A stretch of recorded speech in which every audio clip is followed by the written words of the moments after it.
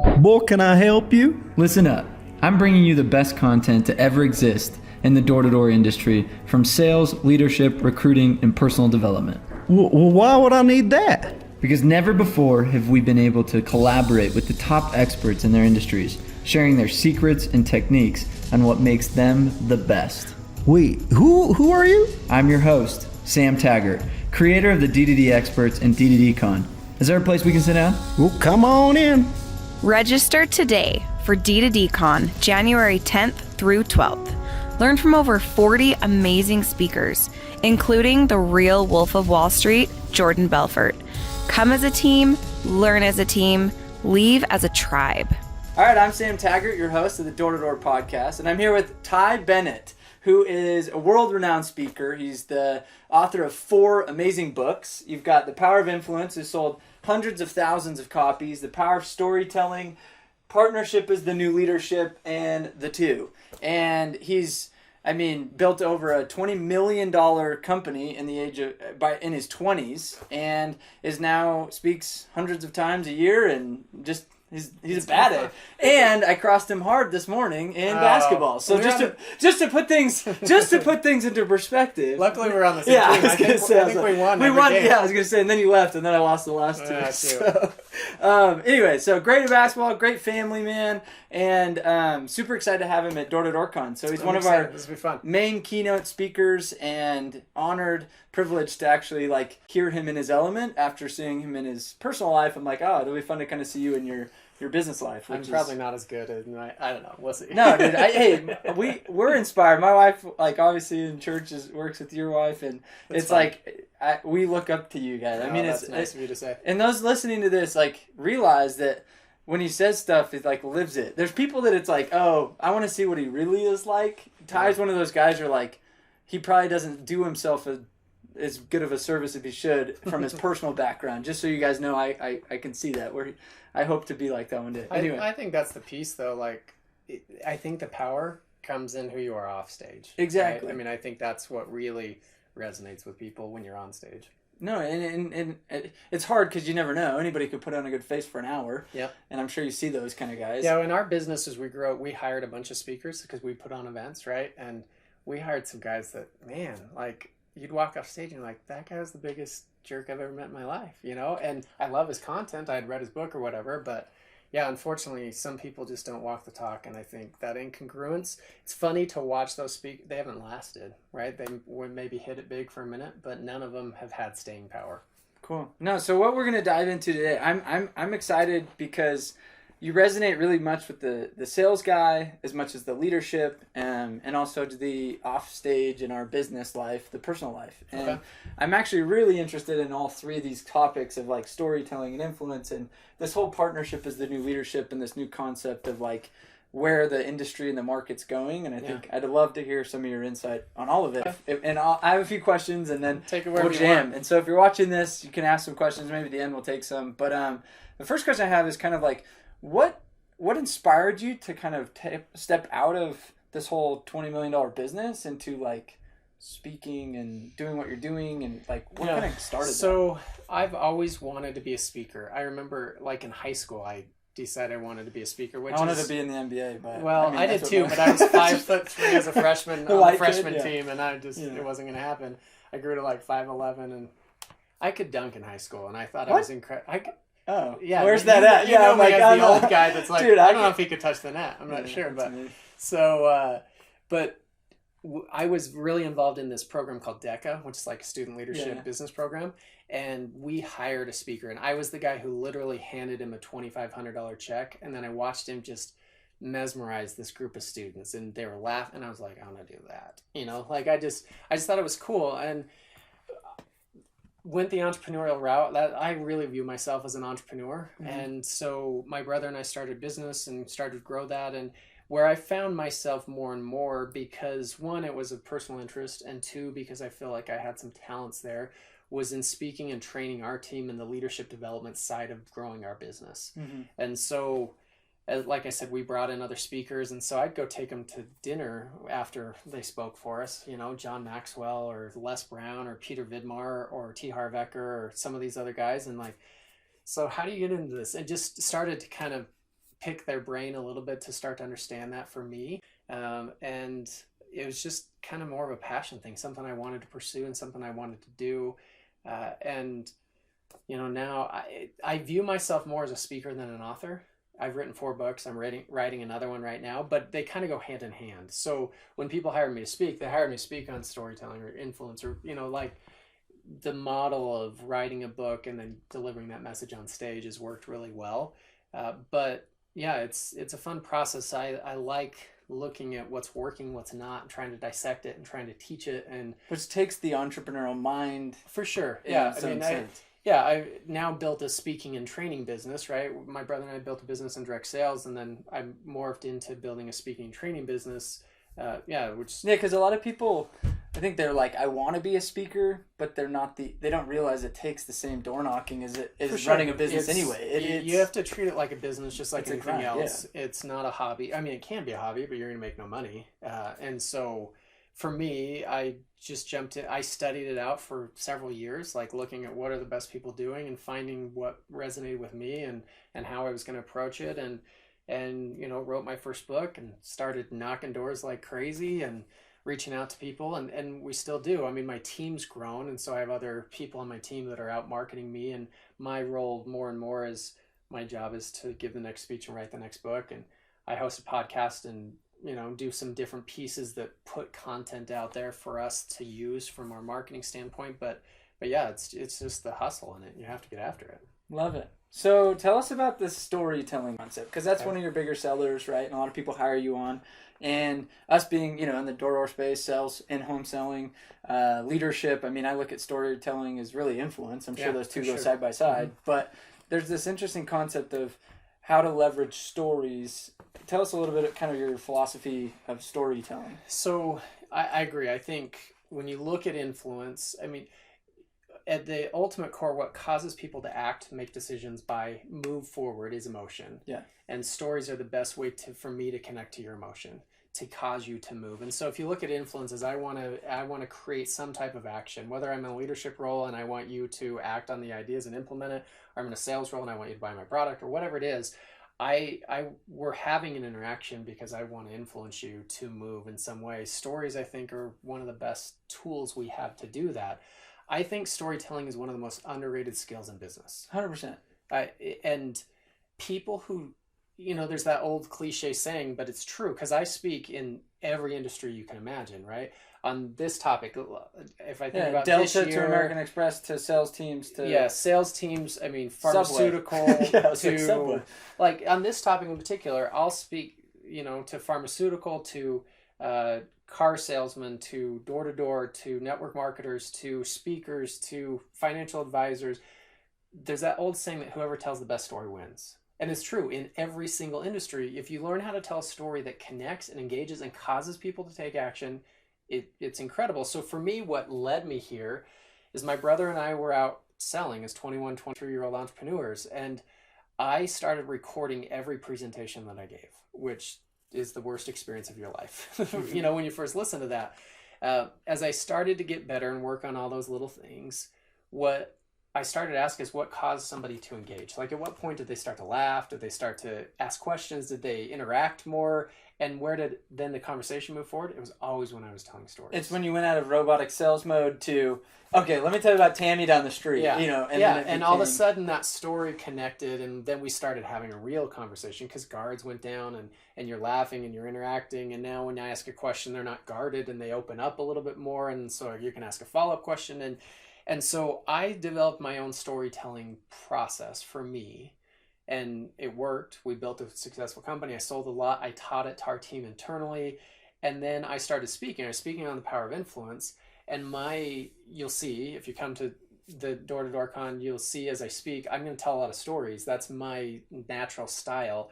And I had people who came up after I spoke and like, will you coach me on speaking? Will you teach me how to tell stories? And I was like, okay, you know, so, but it caused me to like strip it down and it makes you have to be more conscious or competent and conscious about what it is, what you were doing. For sure. Because teaching something's a different level, yes. Right? I mean, you could be a great salesperson, but being able to teach it, different animal. You could be a great whatever, being able to teach it to know, here's the principles and here's how you build it.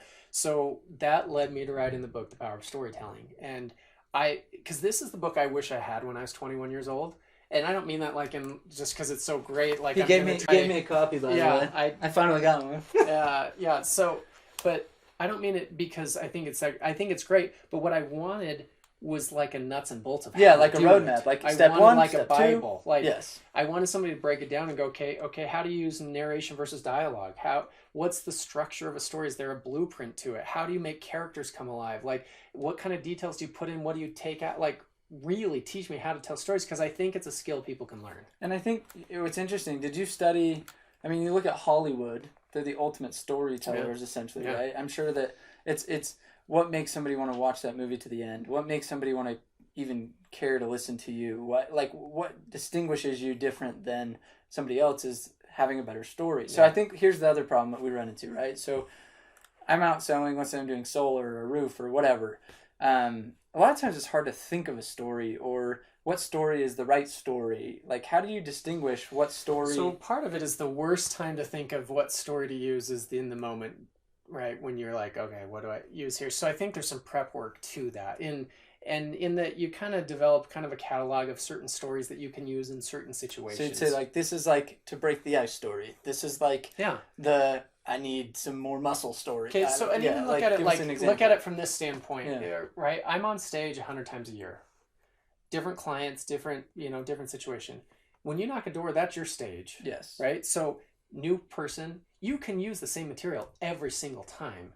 You can, if you find the right, now you might tweak it because this person, older, younger, you're going to react differently. Certain situation, you open the door and you're going to have to respond to whatever the situation is and just whoa, or whatever it is, right? But there's certain stories that are good icebreakers to open people up and start the conversation. There's certain client success stories that you're going to share in certain situations. Like, I totally get that concern. What I found with your neighbor down the street or whatever it is. So you have some of those in your arsenal that are ready to go. And I think it's a skill that you work on. The problem is we look at communication and specifically storytelling as this thing that we should just do naturally. And so we don't put in effort towards it. But I think it's if somebody puts in the effort and does the prep work. And I had this journal that I've kept for a long time that I called my influence journal. And I would just write, that's a good story. Like, if we had a success with our product, go, oh, that's a great story. Because you might have forgot it when you needed to use it in some sales presentation, or you know what I mean? For sure. Because that's my biggest problem. Is I'm like, I can't. Okay, think of a story on this. It's like, Well, and it helped in that process, and then it's been amazingly helpful for me as I've gone and now tried to take those principles and write a book. Because you're going back and going, okay, where did we use this principle 12 years ago? Yeah. But you have some of those key stories, those benchmark pieces that show how it happened and how it came together. Cool. So do's and don'ts of telling a good story. There's a lot, and we're going to dive in deeper, when I'm there. But couple of key things. One, my first rule is if it's not necessary to say, it becomes necessary not to say. Okay, so the problem is we take a 2-minute story and we tell it in 5 minutes, and nobody cares. I actually had this experience. Guilty. I know. I was like, wait a minute. That's my wife. She's like, circle. You're going in circles. I'm like, oh yeah, good point. Well, anytime you're like, get to it. Yeah. This literally happened the other day. We have all my wife's family over for Thanksgiving. I have a brother-in-law who starts telling a story, and there's another brother-in-law, cousin, who 5 of us sitting around, and I watched all of them be like, get it out. And one of them actually said in the middle, goes, there better be a really good ending to this because the buildup has been really long. So just getting to the point, cutting out, and that takes that prep work. It takes a little practicing it, writing it out, just thinking through it. And I don't mean write it out okay, here's word for word exactly how I have to say this, but thinking through how would I say this so that words come to your mind a little bit quicker, so that it just flows a little bit more naturally. Yeah, because if let's say you want to fit in these 5 powerful stories in your sales process, you could fit them all in and not drag the sales process out so long because you took them for 5 to 2 minutes or 1 minute. It's like Jerry Seinfeld, great comedian, right? He said he would spend hours upon hours trying to take a 6-word joke and make it 5 words long. And the reason you do that is in comedy, the quicker you get from the setup to the punchline, the bigger the laugh. Well, in storytelling, the same premise would apply, right? If I can tell a story in 2 minutes effectively, now some stories are a little bit longer inherently, and that's fine, you have to bring in some of the details. there's certain pieces that have to be there. But when you understand the components that need to be there, then you can kind of trim the fat, get rid of the excess information. So just the more concise you are, the more compelling it becomes, right? I love that. So how, like, some other like key points, like to create this emotion, right? Are there certain words or certain styles, energy that you want to bring, like ebbs and flows? Like, how do you? For sure. There's a structure to it. The simplified version would be that an influential story is struggle to solution. Okay. Okay. So let's take, security, right? Uh-oh. Did we just die? I don't know. It shouldn't have. Well, I'll just keep going on this. Okay, keep going. Okay. So you take. Are we still recording there? Yeah, let's go. I just need to remember around 19 minutes to edit. Okay. Okay, Yeah, keep going. That's a weird part.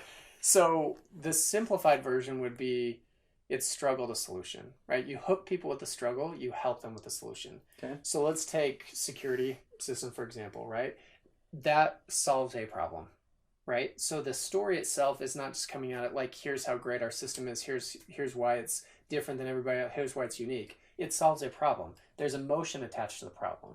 And so sharing it from a struggle to solution standpoint, obviously the product is going to be the solution, but you hook them with that. So sharing it in one person's context of, one of the people we worked with, Susan down the street, this was what she was worried about. This were some things that she was noticing. I know you guys have had some break-ins in the air, whatever the struggle is in that story. And then you're quickly going to get to that solution and show them how that solves the problem. And that could be any objection. That could For be, sure. Like I That's can't why afford it exists it. in business, really, when you think about it. It's to solve problems. Yeah. And yeah, I think one of the best ways to handle objections is with a story. Yeah. Right? The old, feel, felt, found. That's it telling a story, right? Yeah. I understand how you feel. I actually, some of our clients felt that way, but as we did this is what they found. I'm telling you a client success story. It's almost like that feel, felt, found method is a framework to get to the punchline quickly. For sure. And I like how it's just like boom, boom, boom, punchline. Yeah. It's very simplified from that standpoint. And the truth is, at door to door in particular, you have to be as concise as possible. Yeah. Right? You've got to get there pretty quick, and you've got to try and establish and make a connection really quick. And so if you can do something that kind of gets people to pay attention, opens them up, laugh, something that all of a sudden they're like, oh, I like this guy, they're going to have much more of a conversation. Unless you knock on my door and my wife would talk to you for hours. But that's just different. We're in Utah. I'm just kidding. Okay, so shifting gears. Any other things that you want to say on storytelling that you're like, here's like a must or a don't or a... Well, we'll dive into it, Yeah. At the event. But, there's a lot of pieces, I think, that go into it. One other, this is going to sound like really weird to give you advice from Joseph Stalin, but Joseph Stalin, the great dictator, horrible dictator, really, he had this really morbid quote that I think is so poignant that people miss. He said, "The death of one man is a tragedy. The death of a million is a statistic." And that's really morbid when you think about it. Yeah. But what he's talking about is how we emotionally process information. And so what we tend to think is that if we go with big statistics, like huge numbers, shock and awe, that people are like, oh my gosh, I better act on that. 10,000 customers. But here's the problem. That doesn't mean anything to me emotionally. Exactly. So if I give big numbers, that's great. But now I need to bring it into one person's story because I relate person to person. So if I say this affects 10 million people, like my sister Jill, and I tell Jill's story, then you're like, oh. Because you can connect with her. Little do they know there's 8,000 Jills. Yeah, but it's let's bring it down to the one. But that one story, I individualizing it makes it accessible from an emotional standpoint. Yeah, and I also found trying to find who is your doppelganger, essentially, right? It's kind of like, oh, you remind me a lot of Jill. Because she's the 30-year-old, or she's and that's a great lead-in, right? Yeah. It's a perfect, it's interesting as I'm talking to you because you remind me so much of boom. And there's just power in that word setup because you're subconsciously, I'm thinking, oh, interesting, this applies to me. Yep. Another way that I teach people to do that is instead of saying let me tell you a story, because whether it's conscious or subconscious, we kind of go, well, why do I care? Yeah, it's like, what's Right? the story Like, about to be about? Does it matter to me? So another way you can do that is to ask a you-focused question on the front end of the story. So a you-focused question means the word you is in the question. So I could say, Sam, have you ever thought about this, or ever worried about this, or do you ever deal with this situation? You're like, yeah, actually, blah, blah, blah. And I'm like, oh, that's interesting because, and now that story pertains to you. It actually, yeah, you just related it to them before you bring it up. So the technique is that I tap into your world with a question, and then I bring you into my world with a story. Okay. But now you're connected, right? Same idea of if I were to relate it to, oh, you remind me of, I'm saying this story is about you, and so you need to care, right? Same thing if I ask you a question. Love that. Okay, so I want to shift gears because in our world, you obviously came from the network marketing world, which you had to build big teams and influence and motivate and recruit and, and I think that's in the same sense, we are network marketers and door-to-door in our own world, right? Yeah, for sure. Very similar structure. So I found that, like, obviously you probably utilize some of this techniques and strategies with your own teams, right? So from a recruiting standpoint, do you find... Pause. Look, we're not live. 24, 19, Hey, 24. guys, tell them I'll be up in just a minute, okay? Sorry. No, you're good. Just remember 19 and 24. Those are good numbers. 19 And we're not live anymore, so I don't know why that went off. That's not I don't know. That's all right. They got a teaser. Like, sorry, man. I'll put a comment. Dot. Once it comes out on iTunes. Okay. All right, Christian. We are live again. You're talking about motivating your team. Oh, yeah. Okay. Somehow tie this together. Good luck. So when motivating a team or recruiting or using some of the strategy, how did you kind of leverage some of these tools, or how did that help you as in the influence standpoint? Well, I think it's all the same, right? In recruiting, you're selling an opportunity. This the same as at the door, you're selling a product. I think the principles are all very, very similar. Storytelling, I think, is even more important when you're selling an opportunity because people have to see a vision of it. They have to see how this plays out for them. And so I have to put you into that story and help you to see that. And then in that, understanding from an influence standpoint, understanding what motivates you, what are those trigger points for you, and remembering that to come back to as I want to help you to remember and keep going and push through when it's tough or whatever it is. Because some people that you're going to recruit are driven by the money. Some people are driven by changing their situation. Some people are driven by kind of the prestige or the ego stroke that's going to come with them being able to buy the certain car that they want or whatever it is. And I don't think there's any wrong or right to it, but if I understand you individually and so I can reach you individually, then I can motivate you more effectively. Yes. So one of the principles I teach in the Power of Influence is the platinum rule, which is to treat other people the way they want to be treated. Right? Well, the golden rule teaches to treat other people the way I was we going to want to say, be catch treated. that. I was going to say platinum rule. Wait, the golden rule. So but the golden rule is Yeah. treat other people the way we want to be treated. In terms of morals and decency, fantastic. But when it comes to leadership and influence, it doesn't work because all of your people are different. Yeah, Every it's like one they of don't them, care. They have different value systems. They have different motivators. They have different... triggers for them. They want to be communicated to differently. And so if you individualize that leadership approach, that motivation approach, that recruiting approach, not because you're giving preferential treatment to somebody, but because you care enough to understand them. There's a big difference in those two things because some people go, well, he did that for that person. Yeah, because he understands how to drive that person and he's going to do the same for you. If you're willing to show up at that level for your people where leadership is individual, it's not collective, then you can much more effectively move people forward. Love that.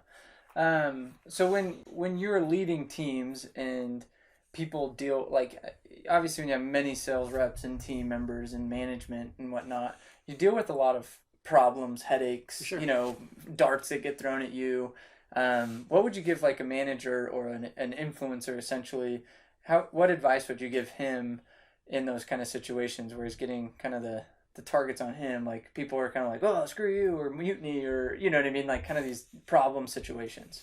So, every situation is a little bit different. One of the things that I think we have to recognize in the leadership role is that we're in the people business, right? And there's no specific set system strategy. Here's exactly what you do because every person's different, every situation's different. But I think I'm a big fan of having real conversations with people. the conversations that nobody wants to have, because that's the only way to get through those situations. And so I don't think it has to be ugly. I don't think it has to be anything rough from that standpoint, but to sit down and go, let's have a real conversation about this. Like, what's working, what's not, where are we at?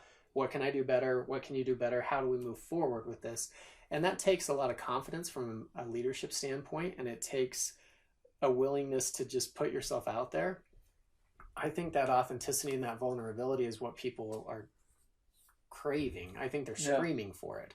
And so, given every situation is a little bit different, but I think being willing to have some of those conversations where a lot of leaders, we just run from them. Yeah. I've heard a quote that was, the most authentic person in the room tends to be the most influential. And I think that's a good quote. I like that. I put my own spin to it, but essentially you could probably phrase it with a couple words out of there. But like, essentially it goes back to that principle. And I think we all get afraid to have those, what if he calls me names? What if he says what I don't want to hear? Or, so if I don't have that conversation, I don't have to hear it. Or, well, and I think, I had a conversation with somebody recently. I spoke at this event, and I was in line after eating lunch with some of these executives that I just spoken for. And this guy, he goes, okay, what would you say is the number one characteristic of a great leader? And I said, I'm going to give you one that you probably have never heard somebody answer. And he goes, okay. I said, meekness. And he goes, what? And he's like the Bible? And I go, the only time you hear the word. I go, yeah. He goes, I said, most people don't understand what it means. Meekness is power under control. So take a leader in that situation. It is so easy to throw darts back. Yeah. It is so easy to be reactive. It is so easy to go, yeah, are you kidding me? So I'll give you a cool example. Happened about 2 weeks ago. Uber just got kicked out of England. Like, done. And they're filing, and their lawyers are filing injunctions trying to change that, but it came out of a bad reputation. Not all in England, but just overall, Uber's had some situations happen. They have a new CEO that was put in not too long ago, and he sent an email to all of their employees, and he said, we're going to move this forward. We're going to work on trying to restore this, but let's look at what got us here. And let's understand that our reputation is going to be more powerful than anything else. And how do we make that better? That's on you. That's on me. That's on all of us. That's meekness. Yeah. That's taking a situation where you could be like, we're all over the world. We are being totally wrong. This is ridiculous. There's no way this will hold. We will fight it until we get back in there. He took this totally different approach where he went, let's see, what can we learn from this? How can we be better as a group? That's meekness. I think there's that power under control that real leaders have, that, when you're in that situation, you're like, okay, he's got his act together. I mean, there's that old quote that says being positive in chaos is not naive, it's leadership. And so being that calming presence where you can be more solution oriented and you can go, okay, I'm going to remove the emotion and go, okay, how do we solve it? What's our next step? Yeah. That's where leaders step up. I love that. Okay, so then kind of transitioning into this one, this partnership is the new leadership. I mean, it's interesting. That's the title, and I don't know tons about it, but, my whole philosophy with this new movement at Door-to-Door-Con is we live in a cut-through business where everybody's stealing each other's people, and it's like, I win, you lose. I'm assuming it has something to do with that. Sure. Tell us kind of a little bit about that. Well, I think it's the evolution of what leadership needs to be. As the market's changing, as the workforce is changing, as industries are changing, as what's being valued is different, I think leadership has to change with it. And the biggest factor to that is your people show up for you differently when you show up differently for them, right? And what the interesting thing about your industry as an outsider watching it, and this may be somewhat true, but it's true, it was true in network marketing, I've seen it true in other industries, is the leaders who truly have influence over the people, who partner with them, who build them up, who do all the right principles, those leaders carry influence, and they could leave and they're going to bring everybody with them. Oh, I've experienced that. And I told the CEO, we had our disagreements and whatever, and he let me go, and I was like, this isn't a good play. It was me or another guy, right? Yeah. And I was like, that means 95% of your salespeople will follow the leader, not the company. And I was like, I'm sorry, but they just don't resonate with that guy. And I'd love to make this work, but Yeah. it was that. I mean, and No, we've and seen it over and over and true. over again. And it's like, people need to realize that as much as, yeah, you're writing the paycheck, but who's influencing them? And so I think leaders have to recognize that this is a calling cry for leaders to realize that you can't lead from title, position, and authority anymore. Yep. This is Natural. you have to lead from partnering with your people, from building them up, from influence, from investing in them, from giving them a voice, like all those pieces that have to be in place for real influence to happen. And that's the kind of leadership that works in today's world. I love that. Well, dude, Tyler, I know you've got to go. I've got another one I got to do, but any other... I want to appreciate you for your time. I mean, Yeah, we've had this on the calendar for how Yeah. long? I mean, it's been like, hey, we 6 should... years, Yeah, maybe. I'm like, one of these days we should do one of those, you know? No, but honestly, this has been fun. I honestly, an honor to, one, have you on the show, and two, just to have this relationship. Cool. And I always ask the same question at the very end. Okay. I always ask, if you could give our industry, like the door-to-door space as a whole, one piece of advice, what would it be? That's a good question. For me, I think that I would tell you to treat your personal growth as your most important process. So in that means that, you know, getting better and better on the door, getting better and better at sales, getting better at leading your people, getting better at recruiting, listening to something like this. I mean, the fact that if somebody's listening to that and they just heard me say that, they're living exactly what I'm saying, Yeah. right? They're seeking development and learning. There's a reason why I have literally thousands of books in this office, and I've read every one of them, because as I get better, my life gets better. I can have more impact. I can, get in front of bigger audiences and do more to make an impact in the world. And so I think that's part of the process, is just constantly getting better every single day. Love it. Love it. Well, thank you. Appreciate your time. And Yeah. see you at Door-to-Door Con in All January. right. This Can't will be wait. fun. Yeah, Sweet, we'll see man. you.